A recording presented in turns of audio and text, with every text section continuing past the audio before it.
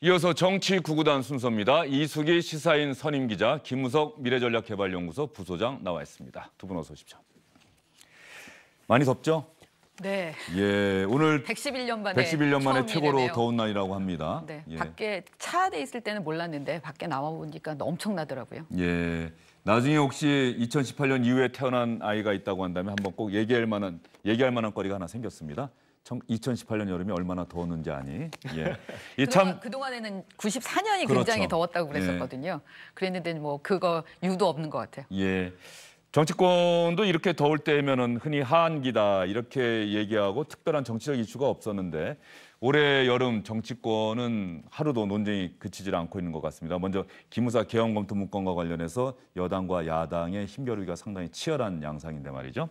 김성태 원내대표 발언 어떻게 보세요? 조금 전에 SBS 윤진호 논설실장은 의도된 발언이다라고 이야기를 했는데. 의도된 발언이죠. 만약에 그게 실수였으면 그 다음번에 사과를 했을 텐데 워낙 반응이 뜨겁기 때문에 그랬을 텐데 지금 그게 아니라 계속해서 2차, 3차 발언들을 내놓고 있거든요. 그러니까 결국은 그렇지 않습니까? 메시지 가지고 이게 뭔가 대항이 안 된다고 생각할 때는 메신저의 문제점을 이제 파고 들어가서 이 메시지의 본질을 흐리잖아요. 이게 전형적인 그런 지금 전략인 것 같은데 어쨌거나 이 군인권센터 임태훈 소장이 이걸 만든 이후로 여기를 통해서 군과 관련된 내용들이 굉장히 많이 나오고 있지 않습니까? 그래서 이 부분에 있어서 일단 길을 좀 한번 꺾어야 되겠다는 생각을 하는 것 같아요. 예. 근데 그 부분이 너무 차관을 잘못했다라는 지금 생각이 드는데 왜 하필이면 또 이 안을 갖고 나왔을까? 물론 거기에는 이제 이 성소수자에 대해서 반대를 하고 있는 이를테면 기독교 보수 세력 같은 경우에 대해서 좀 겨냥했다라는 그런 지금 평가들도 나오고 있는데요. 자유한국당의 지지 기반을 의식한 발언이다. 그렇죠. 예. 그렇게 해서 그런 쪽들이 지금은 이 기무사 문건에 대해서 이게 긴가민가? 내지는 그래도 이건 너무한 거 아닌가 이런 생각을 하고 있었을 때 이 부분에 대해서 반대적인 세력들의 목소리를 좀 키울 수 있는 통로를 만들려고 하는 그런 좀 계산이 있는 거 아닌가라는 생각을 합니다. 예, 김우석 부소장 생각은 어떻습니까? 있을 겁니다. 그런 생각이. 사실 김성태 대표 같은 경우에는 좀 정치하기보다는 거칠고 좀 그 직관에 충실하게. 예, 여기서 김우석 부소장이 말씀하신 정치하기보다는 해서 정치는 우리가 말하는 정치가 아니고 정밀하고 치밀한 이런 뜻의 예, 정밀하고 치밀하기보다는 네네. 거칠고 말씀 계속하시죠. 그래서 그런 뭐 아까 소신 발언 얘기하셨는데 캐릭터하고도 관련이 돼 있는 것 같아요. 그런데 그럼에도 불구하고 확실하게 이수기 기자 말씀하셨듯이 이런 것들 역할 분담이나 전략 같은 것들이 숨어 있다라고 생각을 하는데 실질적으로 김병준 위원장이 지금 가가지고 외연 확대를 한다라고 하면은 김성태 원내대표 같은 경우에는 집토끼 중심으로 해가지고 내부를 좀 다지는 그런 역할을 지금 하고 있는 것 같아요. 그런 면에 있어서는 뭐 나름대로 의미가 있다고 성과가 있다라고 생각할 수는 있지만 결과적으로 지금 김병준 위원장이 들어가지고 했던 저 국가주의 논쟁 같은 거는 사실은 굉장히 가치가 있다라고 생각이 되는데 이런 이슈로 되면서 그런 논쟁이 또 죽는 것들이 좀 그러면 정치가 다시 과거로 돌아가는 거 아닌가라는 생각이 들어서 실질적으로 이게 적대적 공생이 계속되면 결국은 새로운 무엇인가 가능성들을 보이는 게 굉장히 힘들어지지 않습니까? 그런 면에 있어서 이런 것들은 일정 정도 뭐 내부적인 전략이 있을지 뭐 둘이 협의하거나 이런 건 아니라고 생각하는데 암묵적으로라도 내부 전략이 있을지 모르지만 이게 미래지향적인 그런 모습은 아니지 않나 이런 생각을 해봅니다. 예, 김병준 비대위원장은 자유한국당의 외연을 확대하는 역할을 하고 있고 김성태 원내대표는 자유한국당의 전통적인 지지 기반을 다지는 역할, 그런 역할 분담이 있는 것 같다고 김우석 부소장이 분석을 해주셨는데 이 부분과 관련해서 김병준 비대위원장을 영입한 직후에 김성태 원내대표가 했던 이야기가 있습니다. 두 사람 사이에 역할 분담이 있을 것 같다는 점을 지금 와서 한번 들어보면은 수긍할 만한 그런 발언이었거든요. 한번 같이 들어보시죠. 당이 처해 있는 상황이 엄중한 만큼 김병준 비대위 위원장님을 중심으로 우리 당이 쇄신하고 변화해서 국민들로부터 신뢰와 지지를 확보하고 대한민국의 더 큰 미래를 주도할 수 있는 자유한국당이 될 수 있도록 저부터 최선의 노력을 다하겠습니다. 다시 한번 이 어려운 여건 속에서도 자유한국당을 위해서 온몸을 던지시고 이 중책을 맡아주신 김병준 비대위원장님과 비대위원 여러분들께 정말 진심으로 감사하고 고맙습니다. 네, 자유한국당이 앞으로 김병준 비대위원장과 김성태 원내대표 체제에서 어떤 방향으로 가게 될지, 김성태 원내대표의 어제 발언은 기무사의 개헌 검토 문건과 관련한 본질적인 문제 말고 군인권센터 소장의 성정체성이라고 하는 문제를 들고 나오면서 많은 비판을 받고 있습니다. 그런데 이 비판조차도 김성태 원내대표가 의도했던 것 아니냐, 이런 분석이 정치권에서 나오고 있는 것 같습니다. 민주당 소식으로 넘어가 보도록 할까요? 민주당 다음 당대표를 뽑을 전당대회가 오는 25일에 열립니다. 이제 24일 남았죠. 후보가 누군지는 아시죠? 송영길, 김진표, 이해찬 세 사람입니다. 기호순으로 제가 말씀드린 겁니다. 초반 표심 잡기 위해서 신경전이 상당히 가열되고 있는데, 김진표 후보 같은 경우는 이재명 경기지사 탈당해야 한다, 이런 문제를 갖고 쟁점화를 시도하고 있는데, 송영길 후보가 어제부터 세대 교체론을 본격적으로 들고 나왔습니다. 어떤 이야기했는지 한번 보시죠.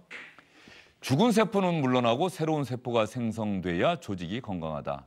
이해찬 후보, 문재인 대통령보다도 선배다. 오히려 부담스러울 것이다. 이렇게 이야기를 했습니다. 송영길 후보의 이야기가 좀 세요. 네, 죽은 세포라고 비유를 했어요. 이해찬, 김진표 후보는 좀 기분이 안 좋을 것 같습니다. 몹시 안 좋겠죠. 그러니까 물론 그러니까 결국은 다들 승부수를 지금 띄우고 있는 건데요. 그러니까 얘기를 들어보니까 일단 내부에서 계속 여론조사를 돌려보잖아요. 돌려보니까 지금 상황에서는 약간 이해찬 후보가 우세라는 거예요. 그래서 김진표 후보는 이재명 지사 사퇴 카드를 들고 나와서 그 부분에 대한 친문 진영을 가르는 그런 전략을 쓰고 있는 거고, 송영길 후보는 어쨌든 친문은 나누어지면서 이 두 본인보다 가장 세대 교체론에 있어서 가장 취약한 두 후보를 갈라칠 수 있는 그런 논리를 지금 개발을 해서 그 부분을 내세우는 거죠. 결국 당에서도 이번에는 무슨 어차피 세 후보가 다 친문 후보 아니냐. 가장 중요한 건 당이 좀 새로워지는 모습을 보여야 되는데, 그러려면 나로 세대 교체되는 게 제일 중요하다. 두 후보의 최대 약점이 나이 아니냐. 이 부분을 이제 강조를 하고 있는 거죠. 그러니까 결국 각 후보들이 본인들이 가장 강하다고 생각하는 부분을 갖고 나와서 초반부터 치고 나오는 그런 양상이 벌어지고 있는데, 다들 이게 어떻게 흘러갈지, 이 세 후보의 싸움이 어디로 흘러갈지 되게 흥미진진하게 보고 있는 상황입니다. 밖에서는. 내부에 있는 본인들이야 굉장히 지금 피를 말리겠죠. 지금 화면에 나오고 있는 모습은 오늘 민주당의 대표 후보들, 최고위원 후보들이 한자리에 모여서 공명선거하겠습니다라고 서약하는 그런 장면이 화면에 나오고 있습니다. 오늘 모든 후보들이 한자리에 모였다, 이렇게 볼 수가 있겠고요. 오늘 저렇게 한자리에 모인 이후로는 좀처럼 텔레비전 토론회 이런 자리 말고는 저렇게 한자리에 모일 일이 별로 없겠지요. 기호 1번 송영길, 기호 2번 김진표, 기호 3번 이해찬, 직접 후보들이 서약하고 서명한 그런 장면들, 글씨를 여러분들이 보고 계십니다. 예, 지금 나오고 있는 것은 민주당 후보들의 나이입니다. 자칫하면 표수로 또 오해하실 수도 있는데, 이해찬 후보가 66살, 김진표 후보가 71살, 송영길 후보가 56살. 그렇다고 한다면 송영길 후보의 죽은 세포 발언에 대해서 이해찬 후보, 김진표 후보는 어떤 반응 보였는지 저희가 준비한 게 있습니다. 이해찬 후보는 각자 역할이 있는 만큼 문재인 대통령과 나 서로가 부담되지 않을 것이다, 이렇게 이야기를 했고요. 개혁과 혁신은 나이가 아닌 경륜과 의지로 하는 것이다 라고 이야기를 했습니다. 어떤 면에서 보면 이 세대 교체 문제는 정치권에서 늘 때가 되면 나왔던 주제인 것 같아요. 네. 40대 기수론 많이 나오지 않았습니까? 지금 보면은 송영길 후보 같은 경우에는 지금 56세로 돼 있어요. 그러면은 만만치 않은 나이. 예, 게다가 386 세대이기 때문에 20대부터 굉장히 스포트라이트를 받지 않았습니까? 그런 거 봤을 때는 사실은 조금 게다가 지금 이해찬 의원 후보 같은 경우에는 66세, 생각보다는 좀 젊어요. 지금 문재인 대통령하고 비슷한데, 그런 걸 봤을 때 세대 교체가 얼마나 공감대를 이룰 수 있을지, 이런 부분들이 좀 의구심이 가는 부분이 있어요. 사실 386은 항상 소장파라고 하면서, 여야를 떠나서 소장파라고 하면서 책임에는 좀 둔감하면서 또 알짜배기는 또 따먹고 이런 부분들이 굉장히 비판을 많이 받아왔지 않습니까? 그런 면에 있어서 과연 컨텐츠가 없는 상태에서 나이만 가지고 얘기하는 것들이 과연 호응을 얻을 수 있을 것인가라고 하는 부분들도 있고 사실 이게 뭐 죽은 세포라는 아주 그 자극적인 얘기를 하면서 어떻게 보면 60, 70대의 노인도 아니죠 요새 같은 경우에는 그러면은 좀 폄하하고 비하하는 그런 모습으로 비춰져가지고 역풍이 불지 않을까라는 생각이 드는데 이럼에도 불구하고 역시 송영길 후보의 상대적인 장점은 나이에 있다라고 하는 거고 지금 여권에서 지금 대표를 하기 위해서는 문심이 굉장히 중요한데 문심을 활용하기 위해서 김진표 의원은 경제통이라고 하면서 결국은 경제적으로 형 정부를 도울 수 있다라고 하는 부분들이 있고 이해찬 의원들은 원조 친노 그리고 친문의 거의 어른이다 이런 부분들로 문재인 마케팅을 계속 하고 있어요. 상대적으로 거기에 비해서 송 후보 같은 경우에는 그렇게 내세우기에는 좀 한계가 있기 때문에 결국 나이 문제를 거론하고 있는 거 아닐까라는 생각이 들어요. 친문 프레임으로 가기 시작하면 송영길 후보가 제일 지금 취약할 수밖에 없잖아요. 예. 그러니까 본인이 손해일 수밖에 없다고 생각하니까 그 프레임을 안 가고 세대교체라는 그 프레임으로 가려고 하는 거죠. 예, 그 친문 관련해서는 조금 있다가 여러분께 좀 이야기를 드리도록 하겠습니다. 세대 교체 관련해서 말이죠. 그런 면에서 본다고 한다면 다시 한번 생각이 드는 게 김대중, 김영삼 전 대통령들은 참 시대를 앞서갔던 용기 있는 정치인이었다는 생각이 들어요. 1970년대 초반 지금보다 훨씬 유교적인 전통이 남아있던 때고 또 나이 많은 사람이 또 무언가 역할을 해야 한다라고 하는 인식들이 많았던 시대에 40대 기순을 들고 나왔다.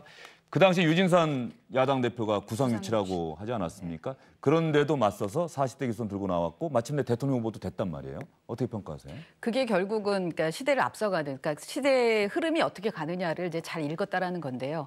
어쨌든 그걸 위해서 끊임없이 본인들이 노력했고 내용을 채웠고 또 사람들을 모았잖아요. 근데 그 이후에 또 김대중 대통령 돼서 젊은 피들, 그러니까 되기 전부터도 그랬지만 돼서도 젊은 피를 수혈하면서 정치권에 끊임없이 새로운 그 세대들이 들어와서 이렇게 활성화될 수 있도록 그런 노력들을 했고 노무현 정부만 해도 당시에 청와대 비서관들 평균 나이가 보통 40대였을 거요. 30대 후반들도 있었고 그러다 보니까는 지금 그러니까 나와 있는 당시에 이제 노무현 대통령을 모셨던 분들 보면 10년이라는 그런 세월이 있었음에도 불구하고 지금 또 다시 현역들도 막 뛰고 있지 않습니까? 그런 거 보면 상당히 그전에 나이들이 젊었다가 정치권의 나이가 젊었다가 이명박 박근혜 정부를 거치면서 훨씬 더 이렇게 평균 나이가 좀 많아졌어요. 그러다 보니까 박근혜 전 대통령은 특히 아버지 박정희 전 대통령 시대에 일했던 사람들을 또 많이 기용을 그렇죠, 했죠. 기용을 했죠. 예. 그런 측면에서 이 나이가 좀 더 많아졌다라는 그런 평가들이 있었는데 그러다 보니까 그 부분에 대해서 다시 한번 좀 흐름을 바꿔야 되겠다라는 판단을 하고 그게 이제 지금 젊은 세대 교체를 주장하는 사람들의 얘기죠. 그럼에도 불구하고 이번엔 근데 두 후보도 그렇지만 이해찬, 김진표 후보도 그렇지만 뭐 바른미래당이나 지금 민주평화당이나 후보들 중에서도 여전히 똑같이 세대교체론과 그러지 않은 경륜을 얘기하는 그런 흐름들이 있기 때문에 한 번은 또 다시 한번 겪고 넘어가야 되는 그런 상황 아닌가 싶습니다. 예, 제가 이 이야기를 꺼낸 이유는 말이죠. 프랑스의 마크롱 대통령, 캐나다의 트리도 총리 다 30대, 40대입니다. 그러니까 대한민국에서 젊은 정치인들이 정당의 지도자로 부상하기가 왜 어려운 건지, 그러니까 본인들의 역량이 부족한 건지 아니면 많은 국민들이 어떤 시대의 변화나 인물의 교체를 원하면서도 정작 정치에 관심 있는 많은 유권자분들께서 어떤 전당대회나 이런 거 할 때는 그래도 경륜을 선택하는 건지 도대체 어떤 부분 때문에 우리 정치권의 세대 교체는 쉽게 이루어지지 않는 건지 어떻게 보세요? 실질적으로 그런 면이 있습니다. 사실 지금 정부에 있어서도 과거에는 노무현 정부 때만 해도 굉장히 젊은 분들이 청와대에 포진하고 있는데 그분들이 지금 다시 똑같이 청와대에 있는 걸 보면 10년 정도는 늦어졌다고 볼 수 있어요. 그런 면에서 새로운 분위기가 있지 않으면 지금의 이런 분위기를 바꾸기는 굉장히 어렵다. 그 이유는 지금 우리가 가지고 있는 문제가 너무 심각하기 때문이에요. 사실은 프랑스 같은 경우, 프랑스 병 같은 경우는 뭐 젊은 사람들이 가가지고 우시아해가지고 한 번에 바꿀 수 있는 정도로 굉장히 무르익었다라고 하면 우리는 아직도 진행 중이라는 거죠. 그렇다 보니까 좀 연륜이 있는 사람들이 그 난맥을 이걸 풀어나가는 과정인 것 같아요. 그런데 실질적으로 이게 완전히 엉켜버리면은 어떤 사람이 나와가지고 이걸 한 칼에 그야말로 뭐 띠를 자르듯이 한 칼에 자르는 그런 과정이 있어야 하는데 그런 과정까지 가기에는 우리가 그렇게 너무 어렵지 않은 부분들도 있고 충분히 숙성되지 않은 부분들도 있고 그런 부분이 있는 것 같은데 모르겠습니다. 이게 어느 순간 갑자기 젊은 사람들이 나와가지고 확 바꾸는 것들이 필요한데 지금의 젊은 사람들도 과거에 비하면은 그렇게 훈련돼 있는 사람이 아닌 경우도 많단 말이죠. 대중영합적으로 뭐 이렇게 섹시한 얘기도 하고 이렇게 하면서 대중의 그 인지도를 높여가지고 정치를 하겠다라고 하는 것들이 일정 정도 나이 연륜 있는 분들이 그 견딜 수 있는 그런 토양이 또 되고 있는 거 아닌가라고 하는 생각이 들어서 이게 끊임없이 숙제인 거죠. 저는 요즘 젊은 이른바 상대적으로 젊은 정치인들이 좀 자신 있게 치고 나가는 게 있으면 좋겠는데 그 부분을 해서 오히려 저하는 그런 분위기가 좀 느껴져요. 이를테면 뭐 이번의 경우도 김부겸 장관 같은 경우에 본인이 그걸 뭐 대통령의 뜻을 물어보거나 이럴 게 아니라 오히려 제가 이번에는 이제 행정부에서도 경험을 쌓았고 이제는 좀 당을 위해서 뭔가 일을 해야 될 때라고 생각합니다. 뭐 김부겸 장관이 이렇게 젊지는 않죠. 예. 그러니까요. 예. 근데 상대적으로 어쨌든 그 세대 교체라는 측면에서 본다면 이해찬, 김진표 후보보다는 나으니까요. 그러니까 그런 식으로 좀 나와야 되는데 그러지 않잖아요. 결정장애라는 얘기가 있을 정도로. 근데 그런 측면들이 좀 있는 거고 반대로 또 서로 견제하는 측면들도 있는 것 같습니다. 예. 이를테면 지금 김진표, 이해찬 후보를 지지하는 많은 사람들 중에서는 다음번에 그 대권 주자를 노리거나 다음번을 노리는 사람들도 있다라는 평이 있거든요. 그거는 결국 송영길 후보에 대한 일종의 견제일 수도 있어요. 다음 그 젊은 세대가 다른 사람이 먼저 치고 나오는 거에 대한. 그러니까 서로의 견제 부분들도 좀 있는 것 같고 자신들이 자신 있게 치고 나가지 않는 측면도 있는 것 같고. 그러니까 민심은 오히려 지지해줄 준비가 돼 있는데 본인들이 그런 부분들에 있어서 적극적이지 않은 측면들 이런 부분들은 좀 반성을 해야 되지 않을까라는 생각이 듭니다. 예, 그런 측면에서 본다고 한다면 국가, 정부도 마찬가지고 정당도 마찬가지고 시스템이 완벽하게 구축이 돼야 하지 않을까 싶습니다. 인물이 누가 됐든지 간에 그 인물은 바뀌더라도 정치와 정보 시스템이 그대로 굴러간다고 한다면 인물이 교체되는 데 대한 부담이 그만큼 줄어들 수가 있겠죠. 그런 면에서 아직 우리가 완전히 선진적이진 않다 이런 생각을 좀 하게 되는데 말이죠. 언젠가 대한민국 정치권에서도 30대, 40대 젊은 지도자들이 나오는 모습을 많은 분들이 보고 싶어 할 것 같습니다. 민주당 전당대회 이야기로 돌아가 볼 텐데요. 3명의 후보가 나왔습니다. 각자 여러 가지 이야기를 하고 있어요. 국정 경력도 있고 그다음에 경제 전문가 그리고 국회의원도 했고 인천시장도 했고 정치와 행정을 잘한다. 그런데 세 후보들이 가장 많이 이야기한 게 말이죠. 지금 화면에 나오고 있는 이야기입니다. 친문, 친노그룹의 좌장이다. 나야말로 친문 진영의 실세다. 친문의 젊은 피고 신문이다. 새로운 친문이라고 해서 신문이다라고 송영길 후보는 또 그렇게 이야기를 하고 있는데 그러다 보니까 세 사람이 말이죠. 일반 국민, 집권당의 전당대회를 민주당 당원들만 관심 있는 게 아니거든요. 그런데 일반 국민들 입장에서 보면은 민주당을 지지하지 않거나 중립적인 위치에 있는 사람들 입장에서 보면은 좀 민주당 내부에서 너무 문재인 대통령만 생각하고 서로 이야기하고 있는 것 아니냐 이렇게 생각할 수도 있어요. 그렇죠. 근데 이제 당장은 표를 갖고 있는 사람들이 중요할 텐데 지금 뭐 대의원 45%, 권리당원 40%가 핵심인데 대의원들이야 표심들이 어느 정도 좀 정해져 있는 상황들이고요. 왜냐하면 국회의원이나 뭐 당협위원장들이나 친소관계들이 있으니까. 근데 80%에 이르는 권리당원 표가 중요한데 70만 명 누가 어떻게 그 투표를 하게 될지 모르잖아요. 그 권리당원들은 대부분이 다 문재인 후보를 지지하는 그런 사람들이고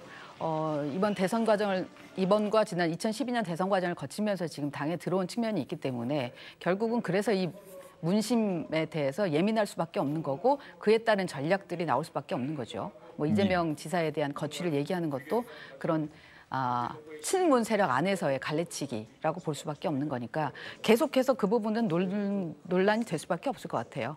예, 김우석 부소장 생각은 어떻습니까? 지금 사실 그게 당을 워낙에 장악하고 친문 진영에서 장악하고 있기도 하고 또 한편으로는 문재인 대통령의 지지도가 과거에 비하면 굉장히 높은 것 지금 떨어지고는 있지만 일정 정도 상당히 높고 있단 말이죠. 그런 면에서 당 대표를 하겠다는 분들이 어떻게 보면 당연히 그렇게 할 수밖에 없지 않느냐. 그런데 문제는 아까 말씀하셨듯이 뭔가 용기 있게 새로운 얘기를 못 한다라는 거예요. 지금 송영길 의원 같은 경우에도 문재인 대통령이 불편할 것 같다라고 얘기하면서 이해찬 후보에 대해서 속된 말로 디스전을 하고 있는 거 아니겠습니까?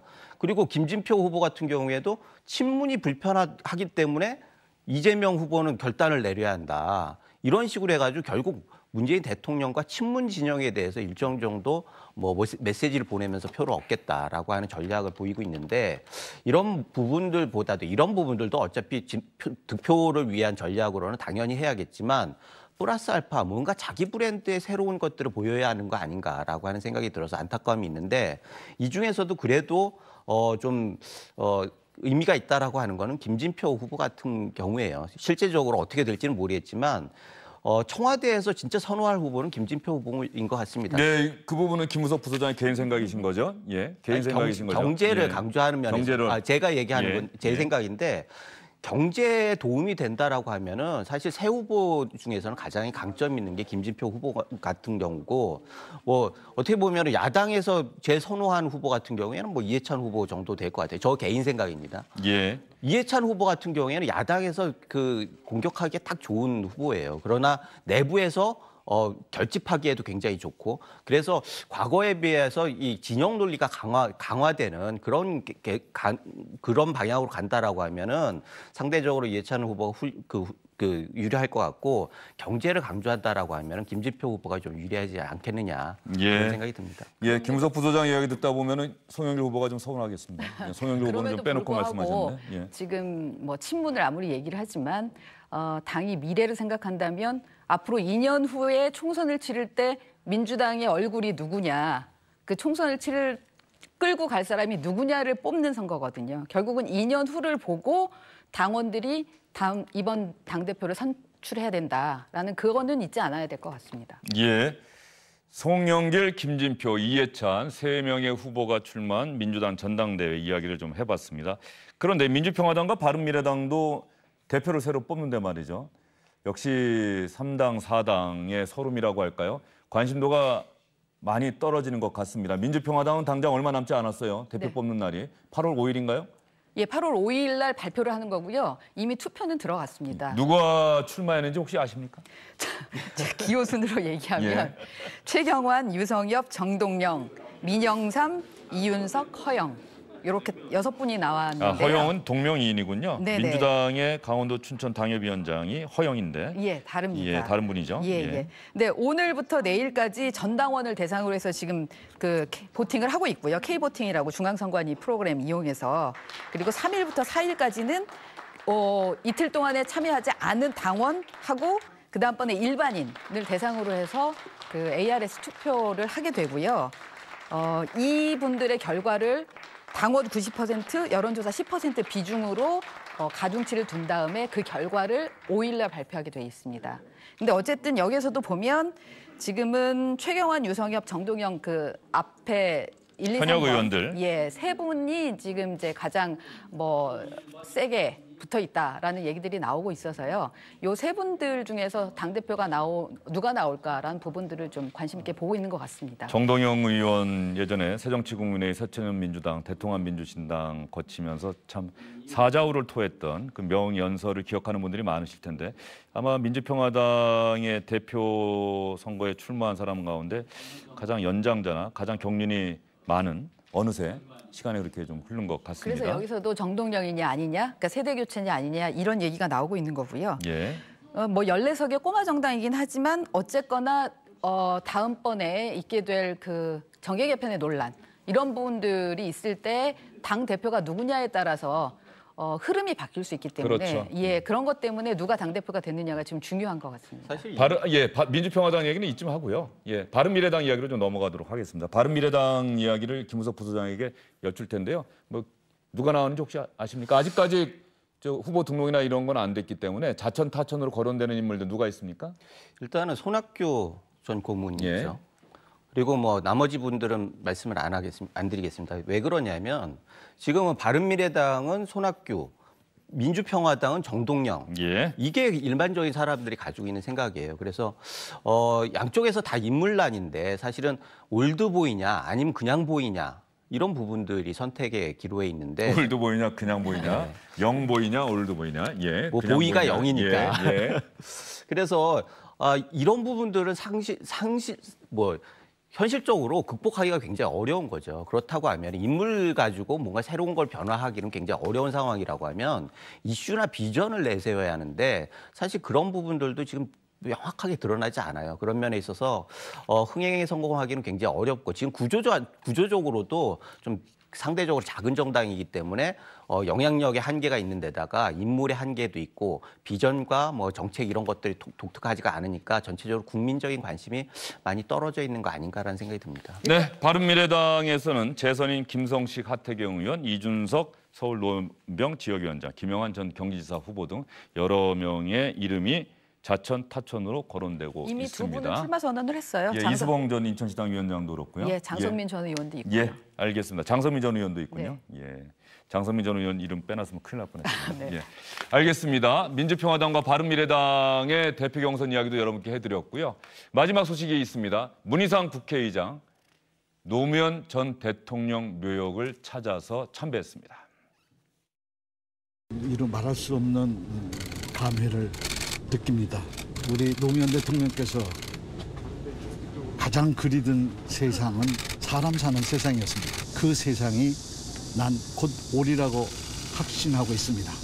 지금 여야의 분위기도 그렇고 문재인 대통령의 하시는 일도 그렇고 국민 속의 마음도 일치돼서 하나가 돼가지고 노무현이 그렸던 그 세상에 오기를 전부 염원하고 있고 그 염원 때문에 반드시 이루어진다라고 저는 믿고 있습니다.